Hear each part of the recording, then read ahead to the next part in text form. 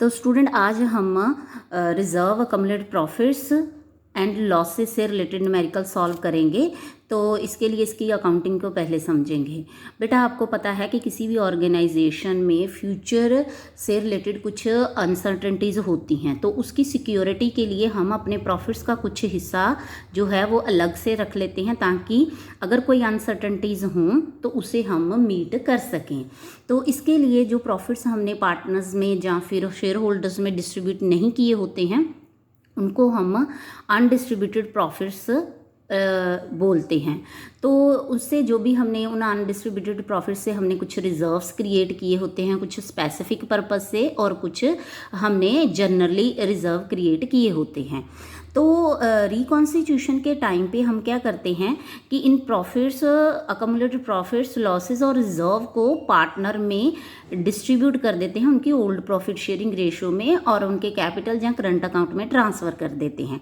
तो ऐसा इसलिए किया जाता है क्योंकि इन प्रॉफिट्स और लॉसेस पे पार्टनर का जो राइट है वो पुराने एग्रीमेंट के अकॉर्डिंगली है। तो इसीलिए उनको इसका बेनिफिट भी उसी ही रेशो में मिलना चाहिए, ताकि किसी भी पार्टनर के साथ इनजस्टिस ना हो। जस्टिफिकेशन के लिए हम ऐसी अकाउंटिंग ट्रीटमेंट करते हैं। ये जो तो इसकी अकाउंटिंग ट्रीटमेंट में जो जर्नल एंट्रीज पास होंगी वो इस तरह हैं। सबसे पहले हम जो लाइबिलिटी साइड में अकमुलेटेड प्रॉफिट्स होते हैं उसको ट्रांसफ़र करने की जर्नल एंट्री करेंगे। तो जो भी रिजर्व होंगे, जैसे कि general reserve, profit and loss का अनडिस्ट्रीब्यूटेड पार्ट जो कि जिसे कि क्रेडिट बैलेंस बोलते हैं, उसे डेबिट करेंगे। वर्कमैन कंपनसेशन रिजर्व, ये रिजर्व वर्कर्स को कंपनसेशन देने के लिए क्रिएट किया जाता है, तो उसे भी डेबिट करेंगे। नेक्स्ट है इन्वेस्टमेंट फ्लक्चुएशन रिजर्व, ये रिजर्व इन्वेस्टमेंट में आने वाले फ्लक्चुएशंस के लॉस को कवर करने के लिए क्रिएट किया जाता है। तो अगर इन्वेस्टमेंट की वैल्यू इंक्रीज होती है तो फर्म को बेनिफिट होता है, उसका तो कोई प्रोटेक्शन की ज़रूरत नहीं है। पर अगर इन्वेस्टमेंट की वैल्यू कम होती है, डिक्रीज होती है, तो उसके लॉस को कवर अप करने के लिए इस रिजर्व को क्रिएट किया जाता है। तो जितने भी रिजर्व होंगे उन्हें हम डेबिट करके उसका टोटल करके पार्टनर में उनकी ओल्ड प्रॉफिट शेयरिंग रेशियो में डिस्ट्रीब्यूट कर देंगे, तो उनके कैपिटल या करंट अकाउंट में उसे ट्रांसफ़र कर देंगे। तो इसके लिए जर्नल एंट्री होगी all reserves account debit to all partners capital और करंट अकाउंट। तो यहाँ पे बेटा हमें वर्कमैन कंपनसेशन रिजर्व और इन्वेस्टमेंट फ्लक्चुएशन रिजर्व से रिलेटेड कुछ और भी पॉइंट्स हैं जिसे ध्यान में रखना होगा। इन दोनों के लिए अलग से और अकाउंटिंग ट्रीटमेंट्स के पॉइंट है जो कि हम आगे समझते हैं। तो इसके अलावा जो भी हमारे अकमुलेटेड लॉसेस होंगे जो कि पार्टनरशिप फर्म की एसेट साइड में दिए होते हैं, उनको भी हम पार्टनर में उनकी ओल्ड प्रॉफिट शेयरिंग रेशियो में डिस्ट्रीब्यूट कर देंगे। तो इसके लिए जो जर्नल एंट्री होगी उसमें ऑल पार्टनर्स कैपिटल और current account debit to profit and loss account, अगर डेबिट बैलेंस है प्रॉफिट एंड लॉस अकाउंट का, तो या फिर टू डेफर्ड रेवेन्यू एक्सपेंडिचर। तो जैसे इसकी एग्जांपल है एडवर्टाइजमेंट सस्पेंस अकाउंट। ये ऐसे एक्सपेंसेस होते हैं जिनकी नेचर तो रेवेन्यू की होती है, पर वो हमने ह्यूज अमाउंट में खर्च कर दिए करके हमें उनका बेनिफिट जो है वो 2-3 सालों के लिए मिलना होता है। तो जितना पार्ट हमें एक अकाउंटिंग पीरियड में उस एक्सपेंडिचर का हमें बेनिफिट होना है, उतना हम हर साल उसे रिटर्न ऑफ कर देते हैं। पर जो पोर्शन अभी रिटर्न ऑफ नहीं किया है उसे हम asset side as a deferred revenue expenditure show करते हैं। तो एडवर्टाइजमेंट सस्पेंस अकाउंट इसकी एग्जांपल है। तो इस तरह के एक्सपेंडिचर और लॉसेस जो हैं वो हम रिटर्न ऑफ करते हैं पार्टनर के कैपिटल और करंट अकाउंट में डेबिट करके उनकी ओल्ड प्रॉफिट शेयरिंग रेशियो में। वर्कमैन कंपनसेशन रिजर्व फर्म के प्रॉफिट में से क्रिएट किया जाता है।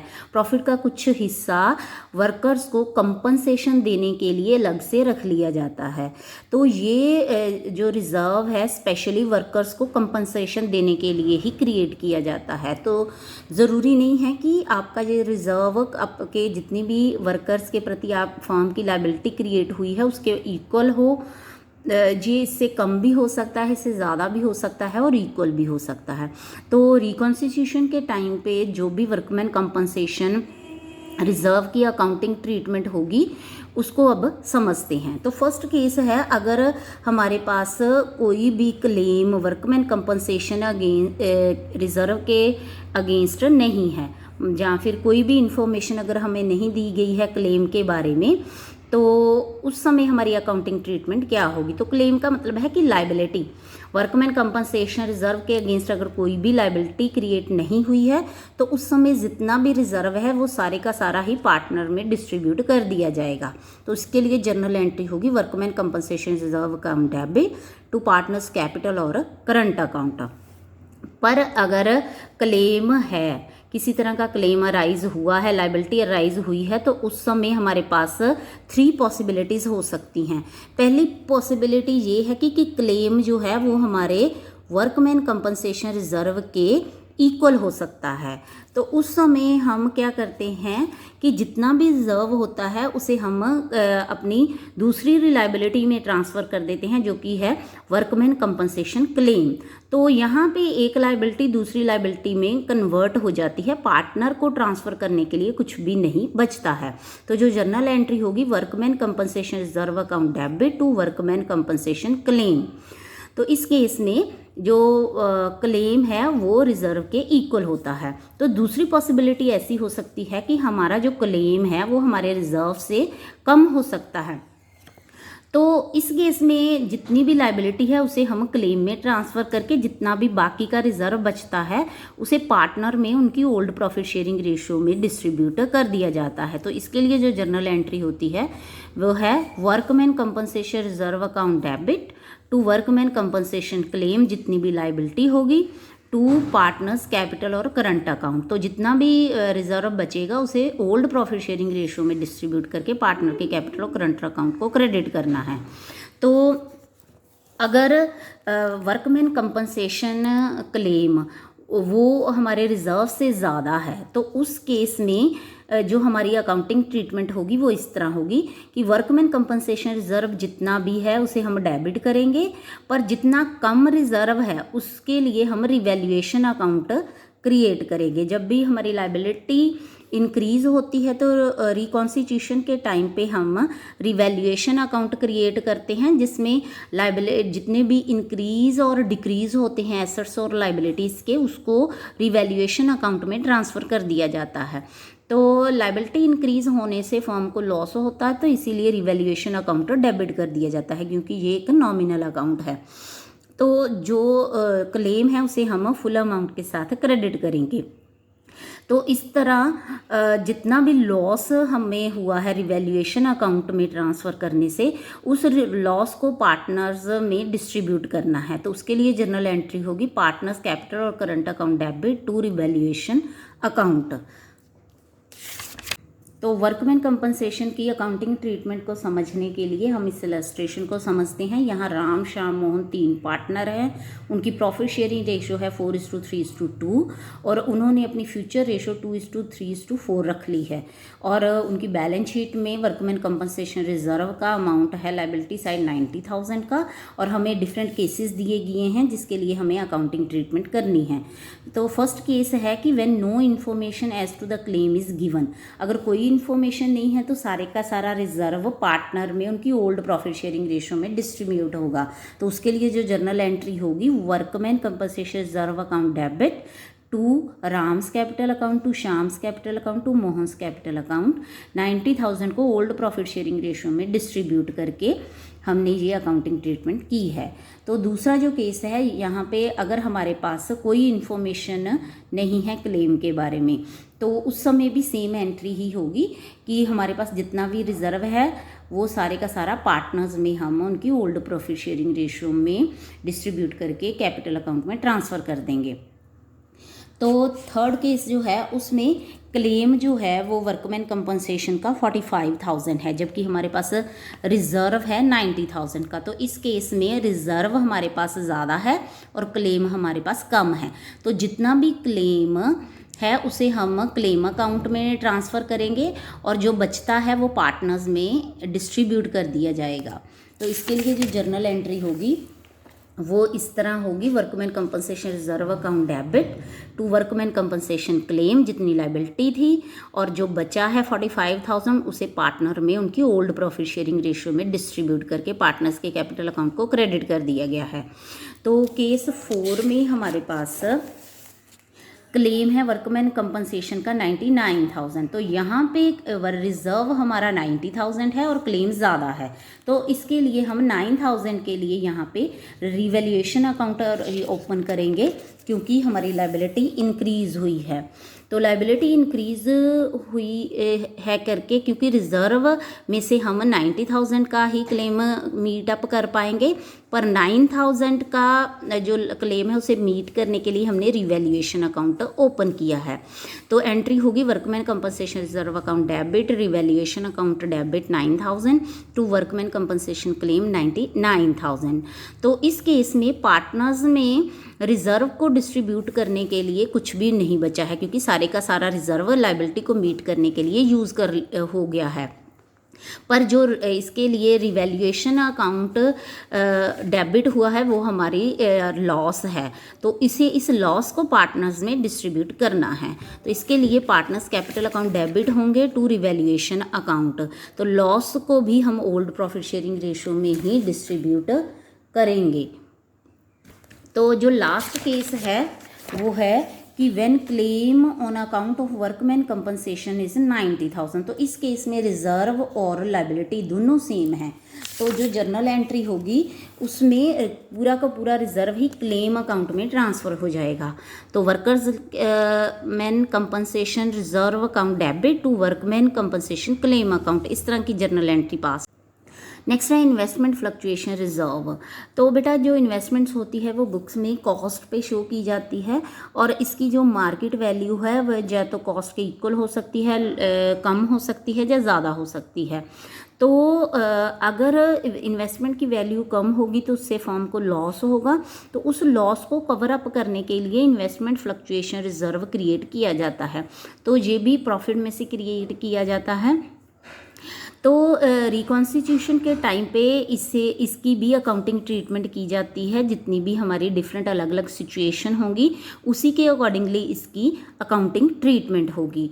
तो जो फर्स्ट सिचुएशन है उसमें अगर market value of investment is equal to book value है, अगर हमारी जो मार्केट वैल्यू और कॉस्ट वैल्यू दोनों सेम है तो इसका मतलब है हमें किसी तरह का कोई लॉस नहीं हुआ है, तो जितना भी रिजर्व है वो पार्टनर में डिस्ट्रीब्यूट होगा उनकी ओल्ड प्रॉफिट शेयरिंग रेशो में। तो जर्नल एंट्री होगी investment fluctuation reserve account debit to partners capital और करंट अकाउंट। और अगर market value of investment is lower than the book value है, अगर मार्केट वैल्यू कम है तो उस समय जो जर्नल हमारे पास सिचुएशन होगी वो 3 तरह की होंगी कि जो मार्केट वैल्यू डिक्रीज़ हुई है वो रिज़र्व से कम डिक्रीज़ हुई है। मान लो रिज़र्व 10,000 है और जो वैल्यू डिक्रीज़ हुई है वो 5,000 हुई है, तो उस केस में जितना भी एक्सेस रिज़र्व बचता है वो पार्टनर में डिस्ट्रीब्यूट हो जाएगा, और जितना लॉस हुआ है इन्वेस्टमेंट की वैल्यू डिक्रीज़ होने से उसे हम इन्वेस्टमेंट अकाउंट में ट्रांसफ़र कर देंगे। तो इन्वेस्टमेंट रिजर्व अकाउंट को डेबिट करेंगे जितना भी रिजर्व है उतने अमाउंट के साथ, और जितनी वैल्यू डिक्रीज हुई है इन्वेस्टमेंट की वो इन्वेस्टमेंट अकाउंट में एडजस्ट करेंगे। ये कैसे करनी है, book value minus market value के अमाउंट से, और जितना भी रिमेनिंग रिजर्व बचा है उसे पार्टनर में उनकी ओल्ड प्रॉफिट शेयरिंग रेशियो में डिस्ट्रीब्यूट करके पार्टनर कैपिटल और करंट अकाउंट में क्रेडिट कर देना है। तो दूसरी जो सिचुएशन होगी इस केस में जितना भी वैल्यू डिक्रीज़ हुआ है इन्वेस्टमेंट का वो रिज़र्व के इक्वल हो सकता है, तो फिर सारा का सारा रिज़र्व ही इन्वेस्टमेंट अकाउंट में ट्रांसफ़र हो जाता है। तो investment reserve account debit to investment account. और अगर हमारे पास इन्वेस्टमेंट की जो वैल्यू डिक्रीज़ हुई है वो रिज़र्व से ज़्यादा डिक्रीज़ हुई है, तो वर्कमैन कंपनसेशन की तरह ही यहाँ भी हम एक्सेस लाइबिलिटी और एक्सेस लॉस के लिए रिवैल्यूएशन अकाउंट क्रिएट करेंगे।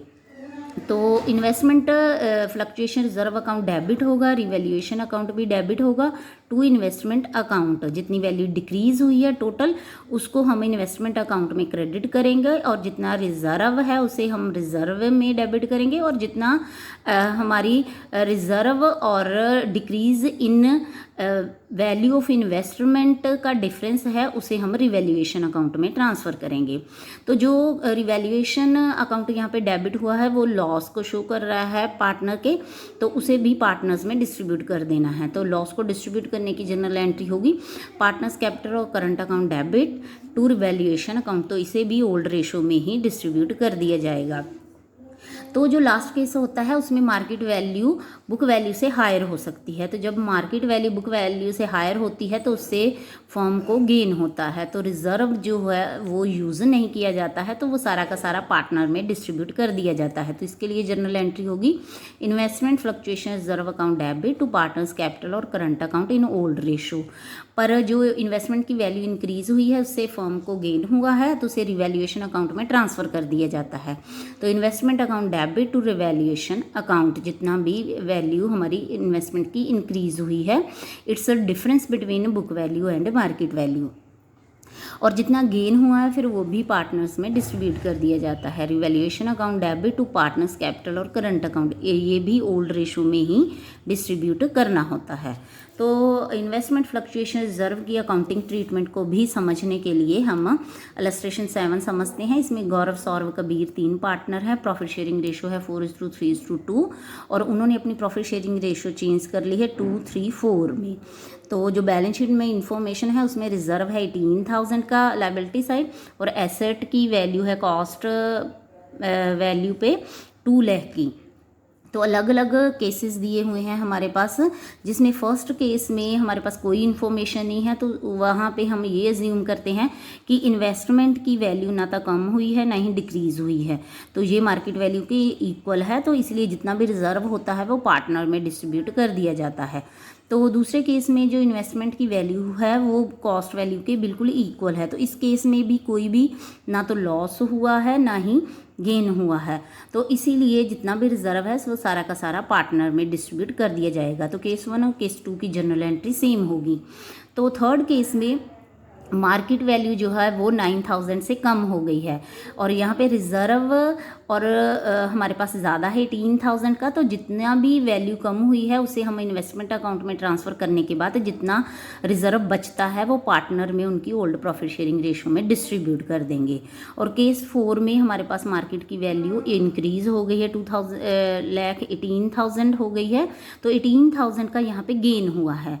तो इस केस में जो रिज़र्व है वो सारा का सारा पार्टनर में डिस्ट्रीब्यूट होगा और उसके बाद जो 18,000 का गेन हुआ है वो भी पार्टनर्स में डिस्ट्रीब्यूट हो जाएगा। और लास्ट केस में वैल्यू डिक्रीज़ हुई है इन्वेस्टमेंट अकाउंट की 27,000 के साथ, पर हमारे पास जो रिज़र्व है वो 18,000 है। इसका मतलब है कि 9,000 का जो एक्सेस डिक्रीज़ हुआ है इन्वेस्टमेंट में उसके लिए हम रिवैल्यूएशन अकाउंट क्रिएट करेंगे और उससे जो लॉस होगा वो फिर पार्टनर में डिस्ट्रीब्यूट कर दिया जाएगा। तो इस केस में रिज़र्व पार्टनर्स में डिस्ट्रीब्यूट करने के लिए नहीं बचेगा, क्योंकि जो डिक्रीज़ हुई है वैल्यू उसे रिज़र्व उसे मीट करने के लिए यूज़ कर लिया जाएगा।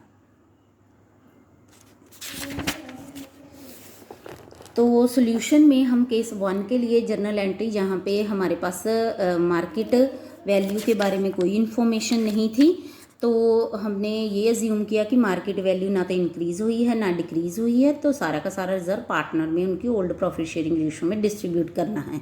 तो जनरल एंट्री होगी investment fluctuation reserve account debit to Gaurav capital to Saurabh capital to Kabir's capital, और उनकी ओल्ड प्रॉफिट शेयरिंग रेशो में हमने 18,000 को डिस्ट्रीब्यूट करके क्रेडिट किया है। केस 2 में भी हमारे पास जो इन्फॉर्मेशन थी उसमें मार्केट वैल्यू सेम थी, तो इसके लिए भी सेम जनरल एंट्री ही आनी है जो कि हमने केस 1 में पास की है। और केस 3 में इन्वेस्टमेंट की वैल्यू 9,000 के साथ कम हुई है, तो इन्वेस्टमेंट फ्लक्चुएशन रिजर्व को 18,000 के साथ डेबिट करके जितनी वैल्यू डिक्रीज़ हुई है उसके साथ इन्वेस्टमेंट अकाउंट क्रेडिट करेंगे और जो बाकी का 9,000 है वो पार्टनर में उनकी ओल्ड प्रॉफिट शेयरिंग रेशो में डिस्ट्रीब्यूट करके उनके कैपिटल अकाउंट को क्रेडिट कर दिया जाएगा। में केस 4 में इन्वेस्टमेंट की जो वैल्यू है वो इंक्रीज़ हुई है, तो इसीलिए रिज़र्व सारा का सारा पार्टनर में डिस्ट्रीब्यूट होगा। तो इसके लिए केस 1 और 2 की तरह ही जर्नल एंट्री होगी, investment reserve account debit to all partners capital account. और जितना भी इंक्रीज़ हुआ है इन्वेस्टमेंट की वैल्यू में वो फर्म का गेन है, तो उसे रिवैल्यूएशन अकाउंट में ट्रांसफ़र कर दिया जाएगा। Investment account debit to revaluation account 18,000। तो 18,000 के गेन को पार्टनर में भी डिस्ट्रीब्यूट करना है, तो उसकी जनरल एंट्री होगी revaluation account debit to all partners capital account, और जितना भी गेन हुआ है उसे ओल्ड प्रॉफिट शेयरिंग रेशियो में डिस्ट्रीब्यूट करना है। तो केस 5 में जो इन्वेस्टमेंट की वैल्यू डिक्रीज़ हुई है वो रिजर्व से ज़्यादा डिक्रीज़ हुई है, तो इसके लिए जो जनरल एंट्री होगी investment fluctuation reserve account debit revaluation account debit to investment account. तो हमारे पास रिजर्व सिर्फ 18,000 का था, पर वैल्यू जो डिक्रीज़ हुई है वो 27,000 की हुई है, तो 9,000 के लिए हमें रिवैल्यूएशन अकाउंट ओपन करना है। तो ये लॉस है पार्टनर्स का, तो इसीलिए ये पार्टनर्स में डिस्ट्रीब्यूट कर दिया जाएगा ओल्ड प्रॉफिट शेयरिंग रेशियो में। तो इसके लिए जर्नल एंट्री में पार्टनर्स कैपिटल अकाउंट डेबिट होंगे और रिवैल्यूएशन अकाउंट क्रेडिट होगा। Deferred revenue expenditure revenue nature के एक्सपेंडिचर होते हैं जिसका बेनिफिट हमें एक से ज़्यादा अकाउंटिंग पीरियड में के लिए मिलना होता है, तो इनको रिटर्न ऑफ करना पड़ता है जितनी भी इसकी लाइफ होती है उतने अकाउंटिंग पीरियड्स में।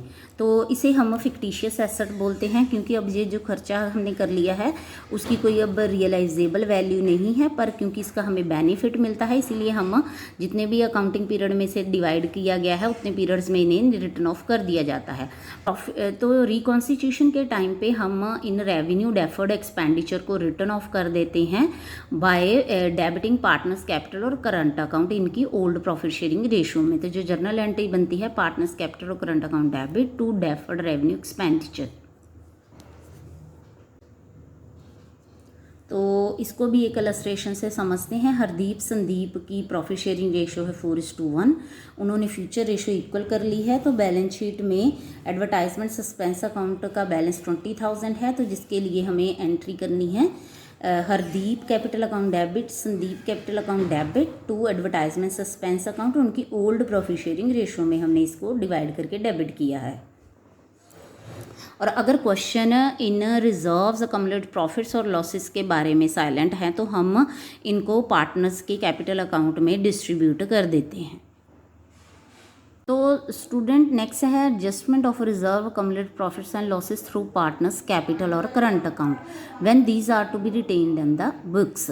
अगर पार्टनर चाहते हैं कि हमारे प्रॉफिट्स और लॉसेस और रिजर्व हमारी न्यू बैलेंस शीट में शो हों, उन्हें पार्टनर में डिस्ट्रीब्यूट नहीं करना है, तो उस समय हम जो भी चेंज का फैक्ट होता है उसे पार्टनर्स के कैपिटल अकाउंट में एडजस्ट कर देते हैं। तो इसके लिए हम गेनिंग और सैक्रिफाइसिंग प्रॉफिट शेयर कैलकुलेट करके उसमें से उस शेयर से हम पार्टनर के अकम्युलेटेड प्रॉफिट्स और लॉसेस का प्रोपोर्शनेट शेयर कैलकुलेट करके एडजस्टमेंट जर्नल एंट्री पास करते हैं, ताकि किसी भी पार्टनर के साथ किसी तरह का इनजस्टिस ना हो, क्योंकि ये जो हमारे अकम्युलेटेड प्रॉफिट्स और लॉसेस होते हैं ये पार्टनर के पास्ट एफर्ट्स का रिजल्ट होते हैं। तो इसीलिए उनको उसका जो बेनिफिट या जो उसका लॉस उन्होंने बेयर करना होता है वो भी उसे उसकी के अकॉर्डिंगली ही उनमें शेयर होना चाहिए। तो इसके लिए कुछ स्टेप्स फॉलो करके हम इसके लिए जर्नल एंट्री पास करते हैं। फर्स्ट स्टेप में हम नेट अफेक्ट फाइंड आउट कर लेते हैं रिजर्व्स अकम्युलेटेड प्रॉफिट्स और लॉसेस का, मतलब जितने भी प्रॉफिट्स हैं लायबिलिटी साइड में उसमें से जो लॉसेस हैं एसेट साइड के वो लेस कर दिए जाते हैं, और अगर पॉजिटिव बैलेंस है तो वो अकम्युलेटेड प्रॉफिट्स होते हैं, और अगर नेगेटिव बैलेंस है तो वो अकम्युलेटेड लॉसेस होते हैं। और इसके बाद पार्टनर्स के गेन्ड और सैक्रिफाइस शेयर कैलकुलेट कर लिए जाते हैं, और उसके बाद ईच पार्टनर का जो गेनिंग पार्टनर्स का गेनिंग प्रोपोर्शनेट अमाउंट कैलकुलेट किया जाता है इस नेट इफेक्ट के साथ मल्टीप्लाई करके, और जिसका सैक्रिफाइस शेयर है उसका प्रोपोर्शनेट सैक्रिफाइस शेयर कैलकुलेट किया जाता है। और अगर हमारे पास नेट प्रॉफिट्स हैं तो जर्नल एंट्री होगी गेनिंग पार्टनर्स कैपिटल और current account debit to sacrificing partners capital और करंट अकाउंट। और अगर हमारे पास नेट लॉस है तो सैक्रिफाइसिंग पार्टनर्स कैपिटल और करंट अकाउंट डेबिट होंगे और गेनिंग पार्टनर्स कैपिटल और करंट अकाउंट क्रेडिट होंगे। तो इलस्ट्रेशन समझते हैं। इसमें 3 पार्टनर हैं, उनकी प्रॉफिट शेयरिंग रेशो है 3:3:2 और अब उनकी न्यू प्रॉफिट शेयरिंग रेशो है इक्वल। तो जनरल रिजर्व हैं हमारे पास 72,000 के, और इनको हमें पार्टनर में डिस्ट्रीब्यूट नहीं करना है बल्कि उनका अफेक्ट शो करना है। तो उसके लिए जनरल एक एडजस्टमेंट एंट्री पास करनी है। तो इसके लिए हमने तीनों पार्टनर्स का जो है सैक्रिफाइस और गेनिंग शेयर कैलकुलेट किया है, जिसमें ये फर्स्ट पार्टनर है आन, इसका है सैक्रिफाइस शेयर 1/24, बान का है 1/24 सैक्रिफाइस शेयर और शान का है 2/24 शेयर गेनिंग है। तो 72,000 के साथ इनके सैक्रिफाइस और गेनिंग शेयर को मल्टीप्लाई करके हम रिस्पेक्टिवली उनका गेंड और सैक्रिफाइस शेयर कैलकुलेट कर लेंगे जनरल रिजर्व में। तो फिर इसके बाद जनरल एंट्री पास करेंगे, जो गेनिंग पार्टनर है उसे डेबिट करके, जो इसका अमाउंट आ रहा है 6,000 का, और जो सैक्रिफाइसिंग पार्टनर है उनके रिस्पेक्टिव शेयर्स के का जो अमाउंट आ रहा है वो है 3,000। तो आन का शेयर भी है 3,000, बान का शेयर भी है 3,000। क्वेश्चन नंबर 9 रीड करते हैं। इसमें नित्या आनंद 2 पार्टनर है, उनकी प्रॉफिट शेयरिंग रेशियो है 3:2 और उन्होंने अपनी प्रॉफिट शेयरिंग रेशियो चेंज कर ली है, 1:1 कर ली है, इक्वल हो गई है। और चेंज पे उनके प्रॉफिट एंड लॉस अकाउंट का जो क्रेडिट बैलेंस है वो है 1,50,000 और हमें जर्नल एंट्री पास करके पार्टनर्स में डिस्ट्रीब्यूट करने हैं। तो क्वेश्चन नंबर 9 के सोल्यूशन के लिए हमने जनरल का फॉर्मेट बनाया है। इसमें हम प्रॉफिट एंड लॉस के क्रेडिट बैलेंस को डिस्ट्रीब्यूट करेंगे और उसके लिए जो जर्नल एंट्री होगी वो इस तरह होगी। Profit and loss account debit to Nitya's capital account to Anant capital account. तो रिकॉन्स्टिट्यूशन से पहले जितने भी अनडिस्ट्रीब्यूटेड प्रॉफिट्स और लॉसेज होते हैं वो पार्टनर में उनकी ओल्ड प्रॉफिट शेयरिंग रेशियो में ही डिस्ट्रीब्यूट किए जाते हैं।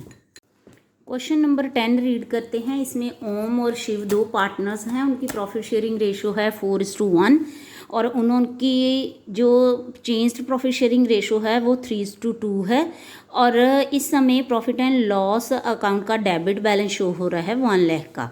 तो हमें जर्नल एंट्री पास करके इस फैक्ट को शो करना है। क्वेश्चन नंबर 10 के सोल्यूशन के लिए भी हमने जर्नल का फॉर्मेट बनाया है। तो इसमें प्रॉफिट एंड लॉस का जो डेबिट बैलेंस है वो अनडिस्ट्रीब्यूटेड लॉस को शो करता है। तो इसे डिस्ट्रीब्यूट करने के लिए जो जर्नल एंट्री होगी वो होगी Om's capital account debit, Shiv's capital account debit to profit and loss account. तो 1 लाख का प्रॉफिट है, उसे हम इनकी ओल्ड प्रॉफिट शेयरिंग रेशियो जो कि 4:1 है उसमें डिवाइड करके पार्टनर के कैपिटल अकाउंट में डेबिट कर देंगे। तो ओम का जो शेयर है वो है 80,000, शिव का शेयर है 20,000। तो नरेशन आएगी लॉस डिस्ट्रीब्यूटेड इन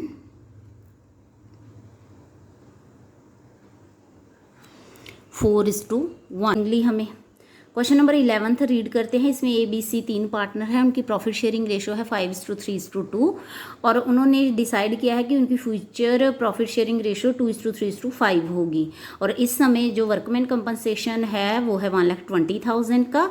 तो 2 केसेस के अकॉर्डिंगली हमें जर्नल एंट्री पास करनी है। तो फर्स्ट केस है no other information is given, सिर्फ रिजर्व के अलावा कोई और इन्फॉर्मेशन गिवन नहीं है और there is no claim against it, और सेकंड केस में कोई भी क्लेम इसके अगेंस्ट नहीं है। तो दोनों केसेस का मीनिंग सेम है कि हमारे पास किसी भी क्लेम की इन्फॉर्मेशन नहीं है। तो अगर क्लेम नहीं है तो पूरा का पूरा रिजर्व ही पार्टनर्स में डिस्ट्रीब्यूट हो जाएगा। तो इसलिए दोनों केसेस में सेम जर्नल एंट्री पास होगी। तो क्वेश्चन नंबर 11 के क्वेश्चन के लिए जर्नल का फॉर्मेट बनाने के बाद हम वर्कमैन कंपनसेशन रिजर्व को जो कि 1,20,000 है तीनों पार्टनर्स में उनकी प्रॉफिट शेयरिंग रेशियो जो कि ओल्ड प्रॉफिट शेयरिंग रेशियो है उसमें डिस्ट्रीब्यूट करके उन्हें पार्टनर्स के कैपिटल अकाउंट में क्रेडिट कर देंगे। तो एंट्री होगी workman compensation reserve account debit 1,20,000 और to A's capital account, to B's capital account, to C's capital account. तो ये जो डिवीज़न है ये ओल्ड रेशियो में की गई है। तो उस केस सेकंड के लिए भी सेम जर्नल एंट्री ही है, पर बेटा मैंने यहाँ पे सेम एंट्री एज अबव लिख दिया है, आप ऐसे नहीं करोगे क्योंकि आपको एग्ज़ाम में बैठना है। तो एग्ज़ाम के टाइम पे आपने दोनों एंट्रीज़ को लिखना है चाहे वो सेम ही क्यों ना हो। क्वेश्चन नंबर 12 रीड करते हैं। इसमें XYZ 3 पार्टनर हैं, उनकी प्रॉफिट शेयरिंग रेशो है 5:3:2 और उनकी फ्यूचर प्रॉफिट शेयरिंग रेशो है 2:3:5 और वर्कमैन कंपनसेशन रिजर्व है 1,20,000 का। और इस समय जो क्लेम है अगेंस्ट वर्कमैन कंपनसेशन रिजर्व वो है 80,000 का। तो इस केस में जितना भी हमारा क्लेम है रिज़र्व में से उतना क्लेम हम क्लेम अकाउंट में ट्रांसफ़र करने के बाद जितना भी रिमेनिंग रिज़र्व बचेगा वो पार्टनर्स में डिस्ट्रीब्यूट कर देंगे उनकी ओल्ड प्रॉफिट शेयरिंग रेशो में। तो क्वेश्चन नंबर 12 के सोल्यूशन के लिए भी जर्नल का फॉर्मेट बनाया है और इसमें जो जर्नल एंट्री हम पास करेंगे वो ऐसी होगी। Workman compensation reserve account debit 1,20,000 to workman compensation claim 80,000 और जो रिमेनिंग है वो पार्टनर्स में डिस्ट्रीब्यूट होना है, तो तीनों पार्टनर्स को हम क्रेडिट करेंगे। तो 40,000 को हमने 5:3:2 की रेशो में डिवाइड करके इनके कैपिटल अकाउंट को क्रेडिट कर दिया है। 13th क्वेश्चन रीड करते हैं। इसमें अशोक, भीम, चेतन 3 पार्टनर है, प्रॉफिट शेयरिंग रेशो है 5:3:2 और उनकी न्यू प्रॉफिट शेयरिंग रेशो है 2:3:5 और वर्कमैन कंपनसेशन है इस समय 1,20,000 का और workman compensation against this reserve is 1,50,000 और हमें अकाउंटिंग ट्रीटमेंट के करनी है वर्कमैन कंपनसेशन रिजर्व के लिए।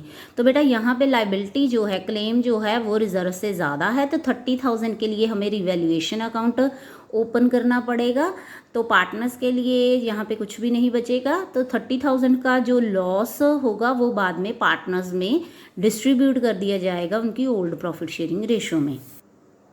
13th क्वेश्चन के सोल्यूशन के लिए जो फर्स्ट जर्नल एंट्री होगी वो होगी workman compensation reserve account debit revaluation account debit to workman compensation claim. तो क्योंकि इस केस में क्लेम का अमाउंट रिजर्व से ज़्यादा है तो इसीलिए डिफरेंस के लिए हमने रिवैल्यूएशन अकाउंट ओपन किया है, क्योंकि यहाँ पे लाइबिलिटी इंक्रीज हुई है हमारी 30,000। रिवैल्यूएशन डेबिट बैलेंस है तो ये पार्टनर्स के लिए लॉस है, तो ये लॉस भी पार्टनर्स में डिस्ट्रीब्यूट कर दिया जाएगा उनकी ओल्ड प्रॉफिट शेयरिंग रेशो में। तो लॉस को डिस्ट्रीब्यूट करने के लिए जर्नल एंट्री होगी Ashok capital account debit, Bhim capital account debit, Chetan capital account debit to revaluation account 30,000 के लॉस को 5:3:2 की ओल्ड रेशो में डिस्ट्रीब्यूट कर दिया गया है। तो 14th क्वेश्चन रीड करते हैं। इसमें ABC 3 पार्टनर है, उनकी ओल्ड प्रॉफिट शेयरिंग है 5:3:2 और न्यू रेशो है 2:3:5 और इस समय उनकी बुक्स में इन्वेस्टमेंट फ्लक्चुएशन रिजर्व 20,000 का शो हो रहा है और इन्वेस्टमेंट 1 लाख की शो हो रही है, पर उसकी मार्केट वैल्यू 95,000 है। तो यहाँ पे जो इन्वेस्टमेंट की मार्केट वैल्यू है वो 5,000 के साथ डिक्रीज हो गई है। इसका मतलब है कि हमें इन्वेस्टमेंट में 5,000 का लॉस हुआ है। तो इन्वेस्टमेंट फ्लक्चुएशन रिजर्व इसी लॉस को कवर करने के लिए बनाया जाता है। तो 5,000 का लॉस इस रिजर्व में से एडजस्ट करने के बाद 15,000 पार्टनर में उनकी ओल्ड प्रॉफिट शेयरिंग रेशो में डिस्ट्रीब्यूट कर दिया जाएगा। तो इसके लिए जो जर्नल एंट्री होगी वो इस तरह होगी। Investment fluctuation reserve account debit 20,000 to A's capital account to B's capital account to C's capital account to investment account.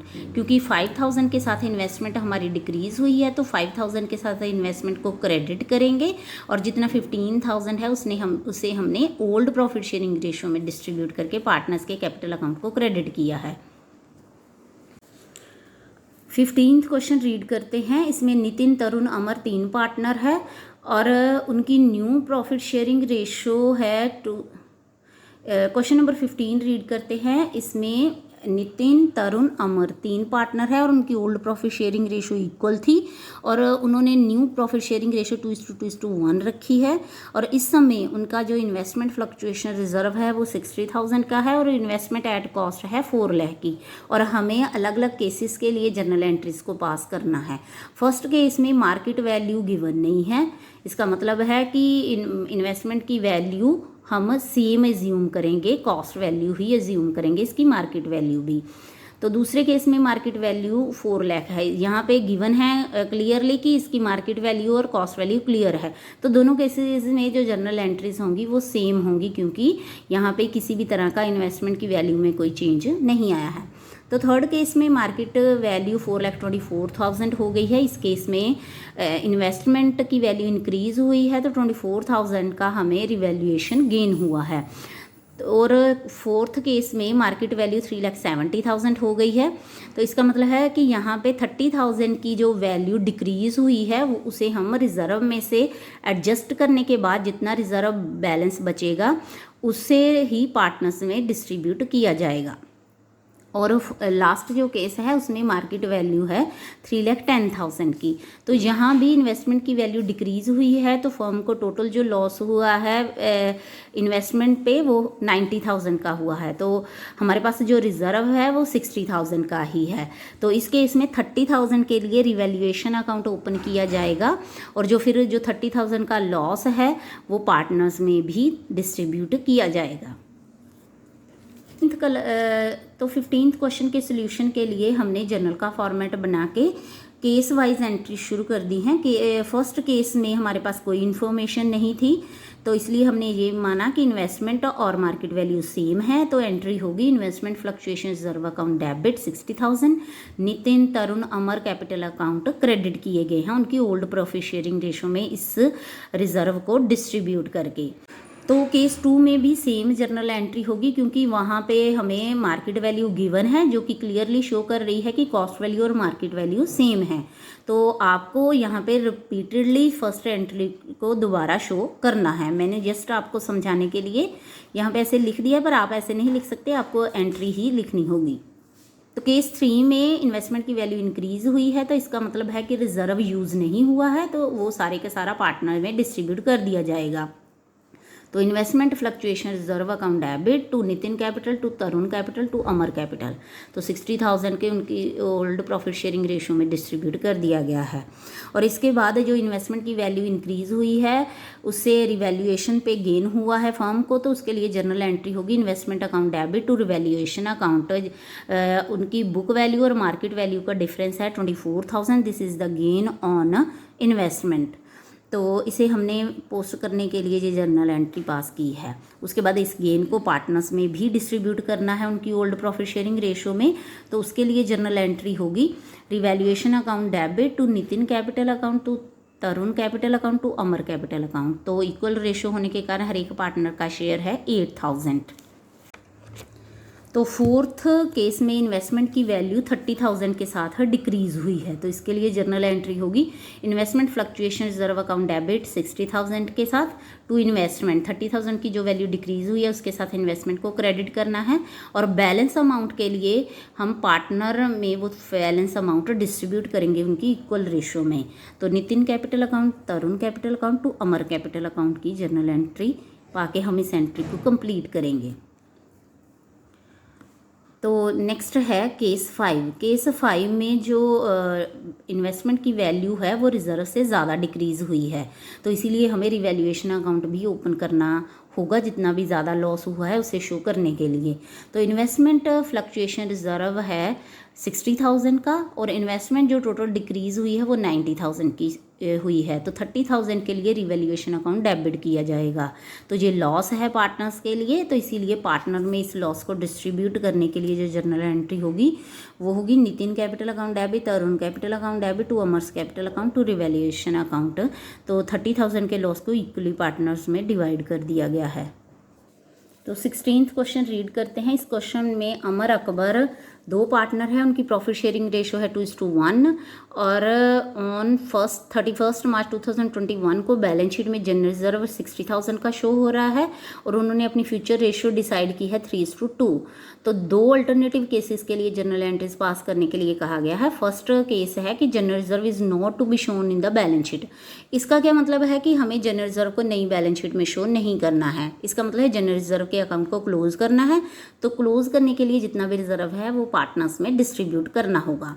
तो दूसरा केस है कि general reserve is to be shown in the new balance sheet, हमें इसे continuously नई balance sheet में show करना है। तो इसका मतलब है कि ये पार्टनर्स में डिस्ट्रीब्यूट नहीं किया जाएगा, इस अकाउंट को क्लोज नहीं करना है। तो इसके लिए हम एक एडजस्टमेंट एंट्री पास करके चेंज के इफेक्ट को शो करेंगे और उस उस अफेक्ट को शो करने के लिए हमें पार्टनर्स का सैक्रिफाइस और गेनिंग शेयर कैलकुलेट करना होगा। तो 16th क्वेश्चन के सोल्यूशन में सबसे पहले केस 1 के लिए जर्नल एंट्री करेंगे जब हमें जनरल रिजर्व को बुक्स में शो नहीं करना है। तो जर्नल एंट्री होगी general reserve account debit to Amar capital to Akash capital. इसमें हम 60,000 के रिजर्व को पार्टनर में डिस्ट्रीब्यूट करके इस अकाउंट को क्लोज कर देंगे। तो जो अमाउंट आएगा अमर के हिस्से का वो है 40,000 और आकाश के हिस्से का है 20,000। तो ये ओल्ड रेशो में डिवीज़न की गई है। तो केस 2 में क्योंकि हमें जनरल रिजर्व को बुक्स में शो करना है तो हम इस अकाउंट को जनरल रिजर्व के अकाउंट को क्लोज नहीं कर सकते हैं। तो इसके लिए जो चेंज का फैक्ट है वो शो करने के लिए हम पार्टनर के सैक्रिफाइस और गेनिंग शेयर को कैलकुलेट करते हैं। तो वर्किंग नोट 1 में हमने ओल्ड रेशो भी लिखी है पार्टनर्स की और न्यू रेशो भी लिखी है। तो सैक्रिफाइस शेयर का फॉर्मूला लिखा है old share minus new share. इसमें हम दोनों पार्टनर्स के गेन और सैक्रिफाइस को कैलकुलेट करते हैं।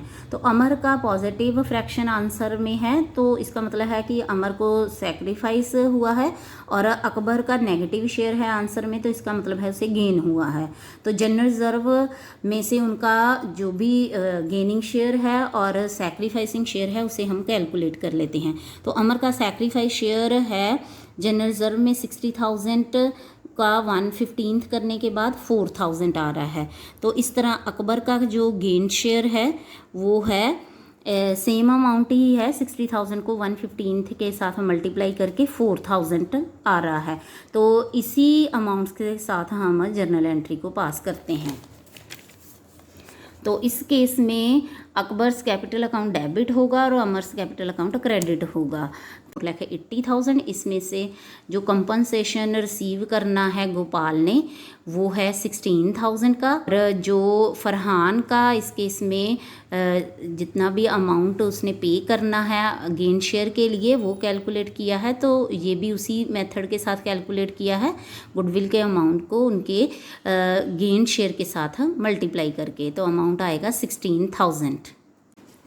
तो गुडविल की एडजस्टमेंट के लिए जो जर्नल एंट्री होगी उसमें फरहान क्योंकि गेनिंग पार्टनर है उसका कैपिटल अकाउंट डेबिट होगा, और गोपाल क्योंकि सैक्रिफाइसिंग पार्टनर है उसका कैपिटल अकाउंट क्रेडिट होगा। 18 रीड करते हैं। इसमें भव्य साक्षी 2 पार्टनर है और उनकी प्रॉफिट शेयरिंग रेशियो है 3:2, और 31 मार्च 2018 को उनकी बैलेंस शीट गिवन है हमारे पास, और पार्टनर्स ने ये डिसाइड किया है कि वो अपनी प्रॉफिट शेयरिंग रेशियो चेंज करके 1:1 कर लेंगे। तो इन्वेस्टमेंट की वैल्यू 20,000 है और उसकी बुक वैल्यू 30,000 है। तो 10,000 की वैल्यू डिक्रीज़ हो गई है तो उसे हम इन्वेस्टमेंट फ्लक्चुएशन रिजर्व में एडजस्ट करने के बाद जितना फंड बचेगा उसे पार्टनर में डिस्ट्रीब्यूट कर देंगे। और गुडविल के लिए एडजस्टमेंट एंट्री पास करेंगे तो यहाँ भी गुडविल और जनरल रिजर्व दोनों के लिए एडजस्टमेंट जर्नल एंट्रीज पास होंगी क्योंकि जनरल रिजर्व डिस्ट्रीब्यूट नहीं करना है। तो इन्वेस्टमेंट फ्लक्चुएशन रिजर्व डेबिट करेंगे 20,000 के साथ क्योंकि इतना ही फंड है हमारे पास। तो इन्वेस्टमेंट की वैल्यू 10,000 के साथ डिक्रीज़ हुई है, और भव्य और साक्षी दोनों में जो रिमेनिंग बैलेंस है फंड का वो डिस्ट्रीब्यूट कर देंगे उनकी ओल्ड प्रॉफिट शेयरिंग रेशो में।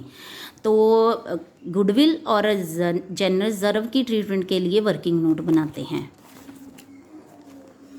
वर्किंग नोट 1 में हमने दोनों पार्टनर्स की ओल्ड रेशो और न्यू रेशोज़ नोट की हैं, और सैक्रिफाइस शेयर कैलकुलेट करने का जो फॉर्मूला नोट किया गया है जिसमें भव्य का सैक्रिफाइस शेयर आ रहा है और साक्षी का गेन शेयर आ रहा है। तो गुडविल की वैल्यू है 24,000, इसमें जो भी भव्य ने अमाउंट रिसीव करना है वो है 2,400, और जो पे करना है साक्षी ने वो भी है 2,400। तो जनरल रिजर्व का अमाउंट है 23,400, इसमें जो भव्या का सैक्रिफाइसिंग शेयर है वो है 2,340 और साक्षी का गेनिंग शेयर है 2,340। तो गुडविल की ट्रीटमेंट के लिए जो जनरल एंट्री होगी Sakshi capital account debit to Bhavya's capital account 2,400 के साथ, और जनरल रिजर्व की एडजस्टमेंट के लिए एंट्री होगी साक्षी कैपिटल अकाउंट डेबिट 2,340 के साथ और Bhavya's capital account credit with same amount. Next question number 19 read करते हैं। इसमें एक्स वाई जेड 3 पार्टनर हैं, इनकी प्रॉफिट शेयरिंग रेशो है 5:3:2 और उनकी जो फ्यूचर रेशो है वो है 2:3:5 और इस चेंज के टाइम पे वो अपने अकोमुलेटेड प्रॉफिट्स लॉसेस और रिजर्व को डिस्टर्ब नहीं करना चाहते हैं। इसका मतलब है डिस्ट्रीब्यूट नहीं करना चाहते हैं, पर उनके इफेक्ट को जरूर शो करेंगे।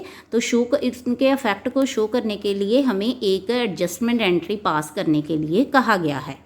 ट्यूशन के लिए भी हम एक एडजस्टमेंट एंट्री के लिए जर्नल का फॉर्मेट बनाएंगे और वर्किंग नोट तैयार करेंगे। तो जब भी अकमुलेटेड प्रॉफिट्स और लॉसेस को हमें डिस्ट्रीब्यूट नहीं करना होता है तो उसके लिए जो एडजस्टमेंट जर्नल एंट्री पास की जाती है उसके लिए हमें पार्टनर्स का गेन और सैक्रिफाइस शेयर चाहिए होता है। तो उसकी कैलकुलेशन के लिए हमने तीनों पार्टनर्स के ओल्ड और न्यू शेयर्स नोट किए हैं और सैक्रिफाइस शेयर का फॉर्मूला यूज़ करते हुए एक्स का सैक्रिफाइस शेयर कैलकुलेट किया 3/10, वाई का यहाँ पे नील शेयर आ रहा है और जेड का आ रहा है गेन शेयर 3/10। तो general reserve, profit and loss और एडवर्टाइजमेंट सस्पेंस अकाउंट के बैलेंसेस गिवन थे।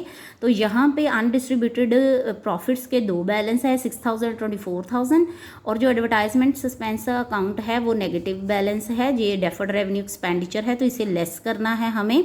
तो हमारे पास जो नेट अकमुलेटेड प्रॉफिट्स आ रहे हैं वो 18,000 के आ रहे हैं।